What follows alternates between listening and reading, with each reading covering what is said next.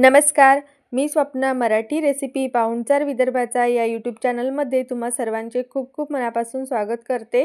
तर या व्हिडिओमध्ये आज आपण विदर्भामध्ये बनवली जाणारी पारंपरिक रेसिपी बनवणार आहे, ती म्हणजेच कतली किंवा या रेसिपीला कढी भोपळा सुद्धा म्हटले जाते। चला तर मग जास्त वेळ न घालवता रेसिपीला सुरुवात करूया। तर कतली बनवण्यासाठी इथे मी दुधी भोपळा घेतलेला आहे। भोपळ्याचं शेवटचं टोक आपल्याला कट करून घ्यायचं आहे आणि हा दुधी भोपळा आपल्याला अगदी बारीक बारीक फोडींमध्ये कट करायचा आहे। या रेसिपीसाठी आपल्याला कोवळा दुधी वापरायचा आहे, तर अतिशय कोवळा असा हा दुधी मी या ठिकाणी घेतलेला आहे। या दुधीच्या मी उभ्या उभ्या अशा स्लाइस कट करून घेतलेल्या आहेत।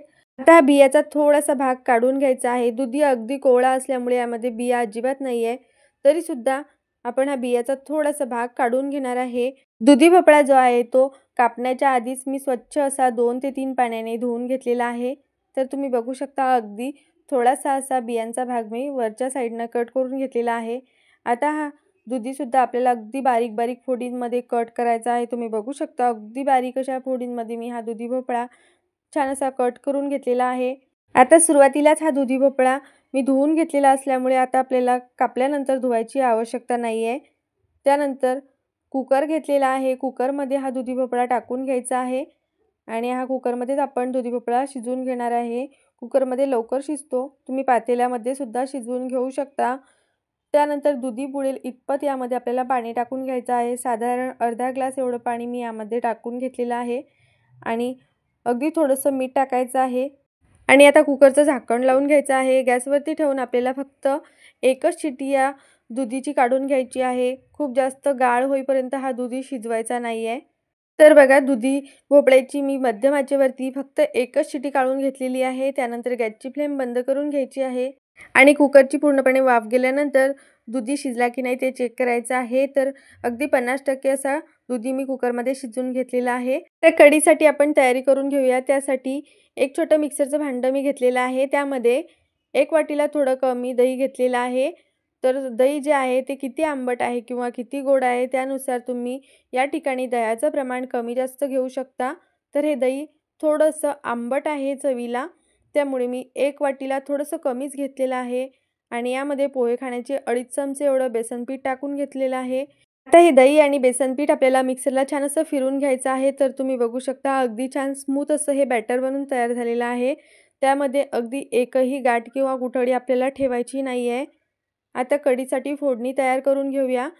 त्यासाठी गॅसवरती पातेलं ठेवून घेतलेलं आहे। पातेल्यामध्ये पोहे खाण्याचे अगदी 3 चमचे एवढं तेल टाकून घेतलेलं आहे। तेल छान गरम झालेलं आहे। तर ही कढी छान मस्त चविष्ट बनण्यासाठी यामध्ये बघा मी 5-6 मेथी दाणे, 2 काळे मिरे, 2 लवंग, पाव चमचा जिरे आणि पाव चमचा मोहरी टाकून घेतलेली आहे।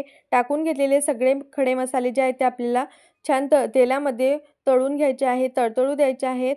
तर तुम्ही बघू शकता सगळे मसाले छान मस्त तेलामध्ये तळून घेतलेले आहेत। त्यानंतर यामध्ये 3 ते 4 कढीपत्त्याची पानं टाकून घेतलेली आहे। कढीपत्ता सुद्धा छान आपल्याला तेलामध्ये फ्राय करून घ्यायचा आहे। आता यामध्ये 1 चमचा एवढा हिरव्या मिरचीचा ठेचा टाकून घेतलेला आहे। आता हिरव्या मिरचीचा ठेचा कसा बनवायचा याचा व्हिडिओ सुद्धा मी आपल्या चॅनलवरती अपलोड केलेला आहे। तुम्ही अजूनपर्यंत बघितलं नसेल तर जाऊन नक्की बघा।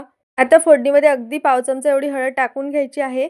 तर सगळे साहित्य जे आहे ते कच्चेपणा जाईपर्यंत मी छान फोडणीमध्ये परतून घेतलेले आहे। त्यानंतर गॅसची फ्लेम आपल्याला मंद करायची आहे आणि तयार करून घेतलेलं बेसन आणि दह्याचं हे बॅटर आपल्याला या फोडणीमध्ये टाकायचं आहे आणि पटापट मिक्स करायचं आहे। त्यानंतर आता हा शिजवून घेतलेला दुधी भोपळा सुद्धा आपल्याला यामध्ये टाकून घ्यायचा आहे।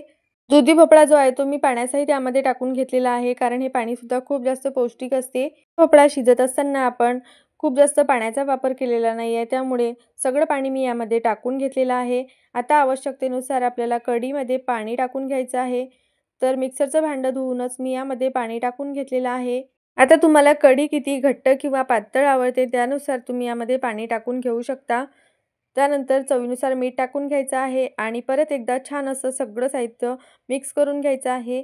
आता मंद आचेवरती या कढीच्या आपल्याला 3-4 खळखळून अशा उकळी काढून कढीला छान असं शिजवून घ्यायचं आहे। आता बऱ्याच भागात कढीला उकळी काढत नाहीत, पण आमच्याकडे कढीला छान 4-5 उकळे काढल्या जातात। तर आता या ठिकाणी कढीला ज्या आहेत 3-4 छान दणदणून अशा उकळी आलेल्या आहेत. त्यानंतर यामध्ये सगळ्यात छोटी कोथिंबीर टाकून घ्यायची आहे आणि ही कोथिंबीरसुद्धा कढीमध्ये छान मिक्स करून घ्यायची आहे. दुधी भोपळासुद्धा छान असा शिजलेला आहे. आता गॅसची फ्लेम बंद करून घ्यायची आहे आणि ही कढी बघा ती छान बनलेली आहे. एकसारखी अशी ही कढी बनून तयार झालेली आहे. अजिबात कढी कुठेही फाटलेली नाही आहे किंवा फुटलेली नाही आहे. अगदी दह्याची कढी परफेक्ट अशी ही बनून तयार झालेली आहे. तर विदर्भामध्ये दुधी भोपळ्याच्या या कढीला कतली असे म्हटले जाते. हा कढी भोपळा किंवा ही कतली गौराईच्या म्हणजेच महालक्ष्मीच्या महाप्रसादामध्ये आवर्जून बनवली जाते.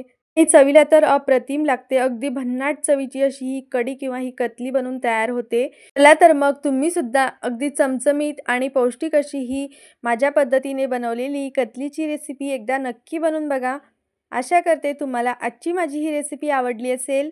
रेसिपी आवडली असेल तर व्हिडिओला लाईक करा, शेअर करा आणि अशाच छान छान रेसिपीज पाहण्यासाठी आपल्या यूट्यूब चॅनलला नक्की सबस्क्राईब करा. चला तर मग पुन्हा भेटूया आणखीन अशाच नवनवीन तसेच पारंपरिक रेसिपींसोबत. आणि आजचा हा व्हिडिओ शेवटपर्यंत बघितल्याबद्दल धन्यवाद.